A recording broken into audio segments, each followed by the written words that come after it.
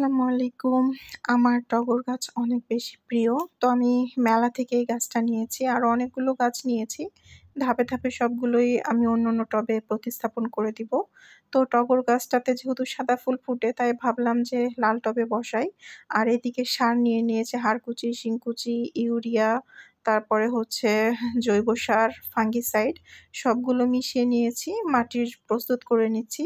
টগর ফুলের প্রতিস্থাপনের সময় যদি এই সারগুলো ব্যবহার করেন, তাহলে পুরো গাছে প্রচুর পরিমাণে ফুল পাবেন।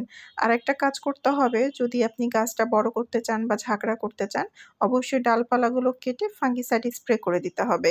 তো আমি টবে লাগানোর সময় এই কাজটা করিনি। আমি এটা টবে লাগানোর কয়েকদিন পরে ডালগুলো কাটাই-ছাঁটাই করে স্প্রে করে দিয়েছি। ফাঙ্গিসাইড গুলানো পানি স্প্রে করে দিলেই হয়ে যাবে। তো মোটামুটি ২ মাস বা ১.৫ মাস পর আমার প্রচুর ফুল হয়েছে এবং গাছটাও অনেক বেশি ঝাঁকড়া হয়েছে। আমি নেক্সট ভিডিওতে ইনশাল্লাহ দেখাবো। আর এই তো আমার টগর গাছ লাগানো কমপ্লিট। এরপরে নিয়েছি এই যে লেমন গ্রাস। লেমন গ্রাস নেওয়ার একটাই কারণ, আমি প্রায় সময় থাই স্যুপ, অন্যান্য অনেক রকমের যে স্যুপগুলো আছে সেগুলো বাসায় তৈরি করি।